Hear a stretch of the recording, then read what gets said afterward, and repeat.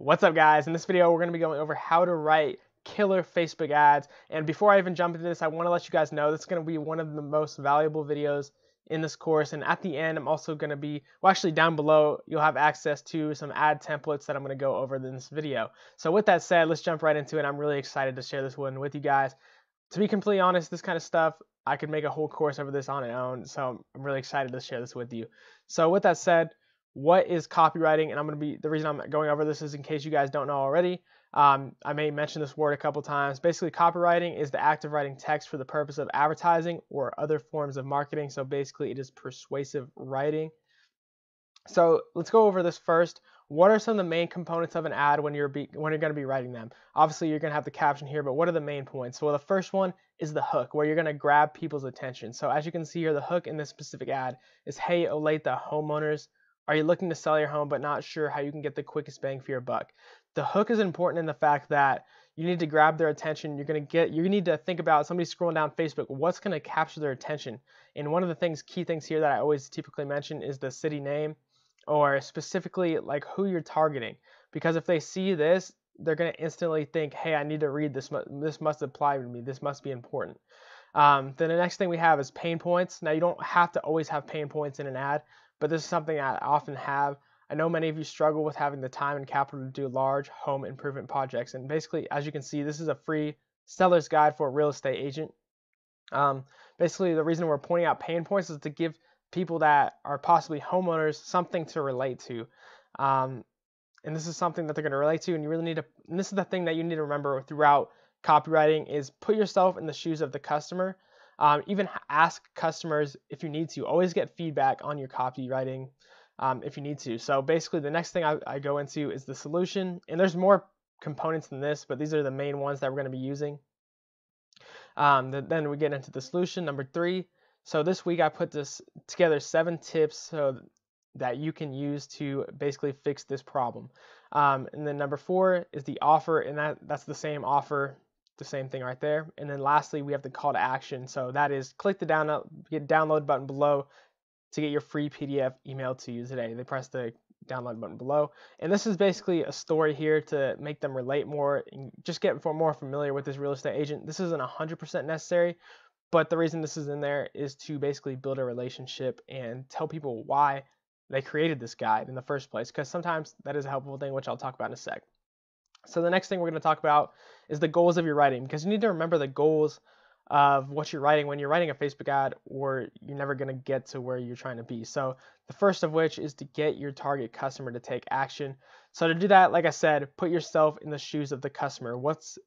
Get in their mind, think about what's going to cause them to take action. If the offer is not good enough, then the offer is going to be your problem. You guys can get the idea there, but the main thing, the thing that's going to make the difference on any ad, the more than the most, is the offer, the headline. And we'll talk about that here more in a second. You'll be able to see my other offers, headlines, etc.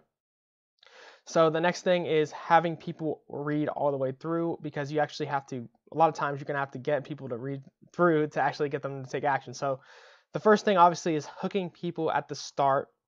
The next thing is evoking emotion or telling a story. So it's best, even better, if it relates to the person you're targeting, because if you tell a relatable story, they're going to read all the way through and just be agreeing through it throughout. And then if you can get them to keep agreeing constantly, at the end, they're finally going to come to the conclusion that, yes, I want this offer, whatever this offer this person is offering me. If you're going to get them in the mood of saying yes. Making it easy to read, that's a big thing too. And you'll notice that also, like one sentence is also becoming the new paragraph. It just makes it easier to read. That's the way of today.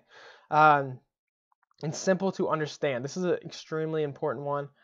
I basically say when you're writing this, you need to make it simple enough that a 5th grader can understand this, because even though you're probably writing for mostly adults, a 5th grader needs to be able to understand it, because I mean, let's face it, people aren't, I shouldn't say this, but people aren't as smart as you think always, but at the same time they are. But the main reason we want to do this is because if you make it really easy to understand, there's not going to be any confusion, because when you make things harder to understand, just confusion comes into play and people are just going to leave. They're going to get distracted by other things that are more easy to understand. So the main thing in here is making it easy to understand so that people read all the way through. You've probably experienced it before. You start reading something and then it just gets super confusing and then you just give up because you don't understand what even the point is. So if you make it really easy to understand, they're way more likely to stick with it. And so with that said, before I show you guys some real ads examples, I'm gonna show you tell you about some of the most common mistakes I see with people's ads. And the first one is grammar mistakes. Now there's nothing really here I can personally do to help you with grammar mistakes. This just comes down to basic English, and I think the best way to do this is have somebody if you're not very good at, like, if you have grammar problems and stuff like that, it's probably best if you go get someone to review your ads after you make them to fix grammars. I'm sure you all probably know somebody that's good at English, so have somebody that is able to do that, review your ad copy. And honestly, I often have people review my ad copy even though there's no grammar mistakes, just to get better and better every time, see what suggestions they have, see what they didn't understand clearly. The second most common thing I see is not clear and quickly understandable. Both of these things. So they need to be quickly understandable. This comes into play with the fifth grader thing. Quickly understandable is key because people's attention spans today are so short. You need to make it so easily understandable that a fifth grader can understand it. Overly wordy and not easy to read. So this kind of comes, it's quick, it's fast. You want to make it the least amount of words as possible, because if people see a huge paragraph, they're not going to want to read all the way through it because they're like, I don't have the time for this. So you want to condense that down as much as possible. And by reducing your words, that also makes it easier to understand a lot of times. And not easy to read, just like I was saying, if you have everything in one big paragraph, that's not easy to read. Whereas if you have things separated by like one line, sometimes that's easier to read because there's more space. You feel your mind just is more clear and there's not so many things confusing you and just kind of taking your attention all over the place. So the next thing I want to go over here is some mini tips, and then we're going to jump into some more advanced tips. So the first one of this is use emojis. The reason for this is when you're scrolling down the Facebook feed, it just grabs people's attention. Now, if you're working with a super professional client that's like business to business, you might not use as many emojis. You can still use like conservative ones, but use things that pop out in the newsfeed that just grabs people's attention. Yes, this has been tested. And then once again, space out your writing. I already went over that. And keep your call to action above the fold. Let me show you guys what I mean by that right here real quick. Keep your call to actions above the fold. When you're writing your Facebook ads, you're going to see the see more button. So basically, when this pops up, you want to make sure your call to action is above the see more button, or else they're going to have to click, which a lot of people won't do, and they're not going to see the rest of your ad. They're not going to see the call to action. So if you can keep the call to action above that button that I just pressed, that'll be the best. And the way you have to do that is basically review your ads before you actually publish them. And the way you do that is basically by previewing your ad before you do it. So I'll show you guys that real quick. So basically, to preview your ad, all you do is you press this little button. You can do share a link or any of the other options here. That's how you kind of look at your ad. Pull it up on your phone, because your phone will actually look different than it does on the newsfeed, and your phone is the most important. So like send notification to your phone. This isn't an option on this one, but you can send the link because this is an Instagram story. But that's how you do it. That's how then you can review it, see if your text is actually above that see more button, and if it is, you're good. So let's come back into the PowerPoint now. So next I'm going to go over my top tactics, and this is something you won't find very many other places, and I really love the slide that I put together for you guys. So the first one of which, and I'm going to show you guys all of these in action in the next ads that I'm going to show you that I did for a client, a series of ads that I did for a client. So the first of this is scarcity, your top persuasion tactics. Scarcity, so for example, only X spots left, today only. This is basically getting people to take action now because it's not going to be available tomorrow. The next thing is asking agreeable yes questions, obvious yes questions, getting people agree, getting people feeling relatable. And if you keep getting people to say yes, they're more likely to say yes on the offer as well. Answering possible objections before they even have the objections. This is a really good one because people are always going to have objections as to why they might not take the offer. Oh, I'm scared they're just going to use my phone number information for bad, whatever it is.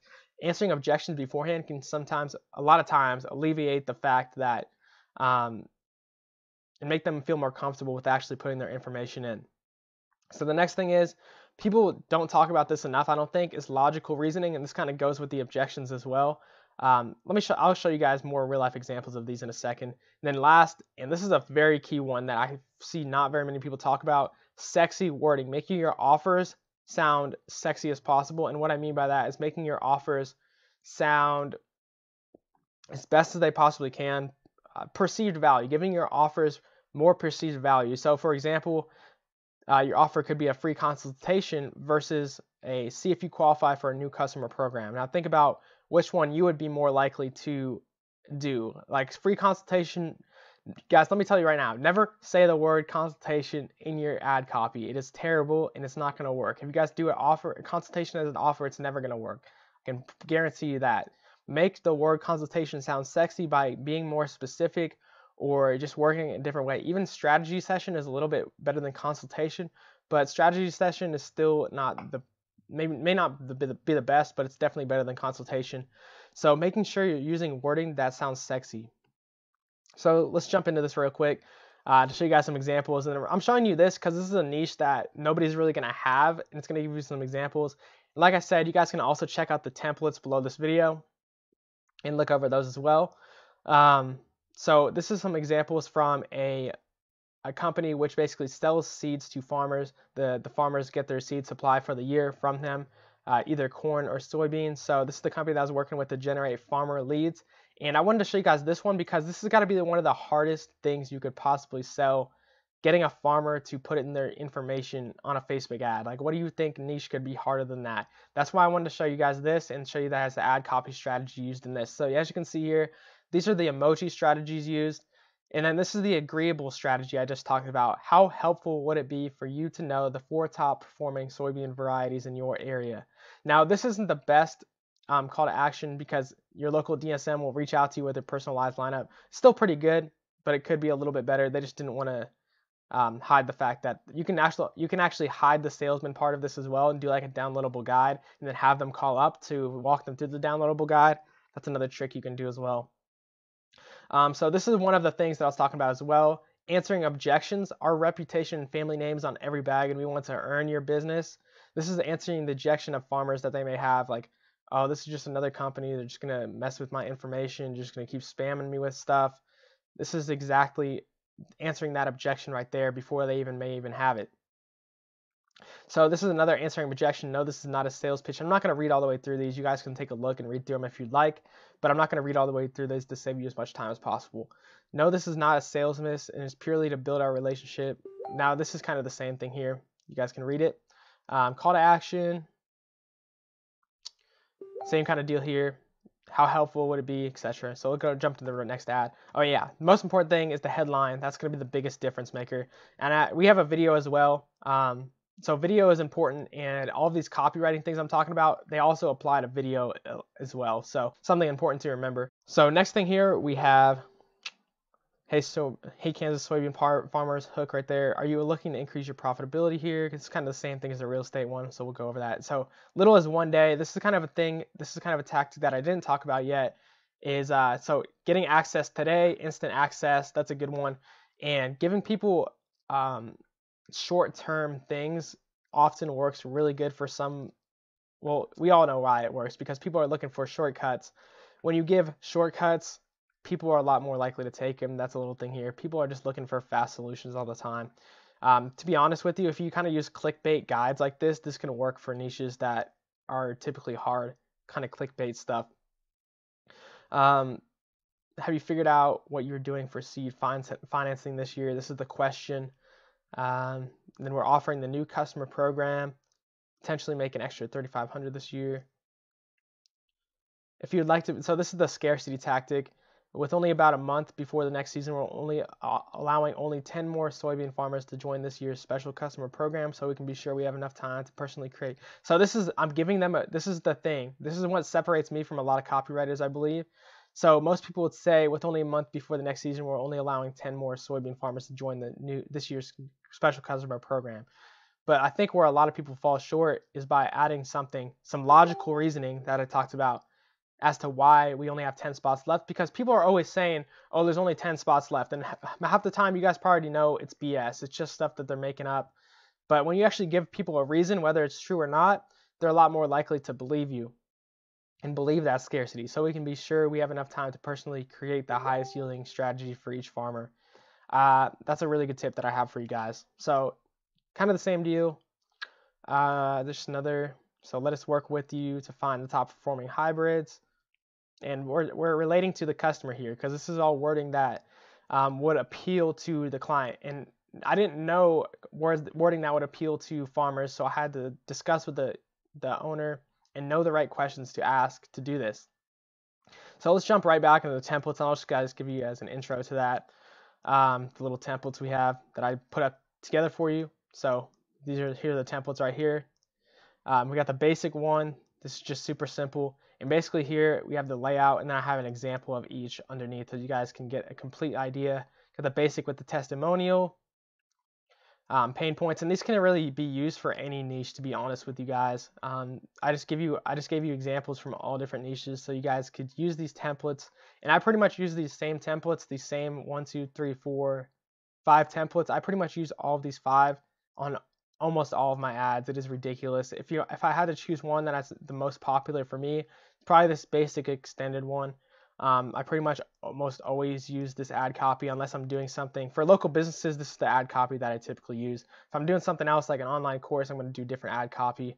But that's pretty much it. And keep in mind, this is not, your ads are not limited to these templates. Okay, guys, you can write your ads however you like. Be creative. That's the main thing. Be original, because if you're original, don't just copy anyone. Be original, because your ads, that's how you become better than anyone else in the market. You become original. Maybe you have this thing to you where your writing is really funny. Make it like that. Make your writing funny, because people like that. If whatever your skill set is, accentuate that in your writing and just take pride in what you write, and don't just copy everything. Be unique and be your own person. That's all I have to say, and I hope you guys enjoy this video. I'll see you in the next one.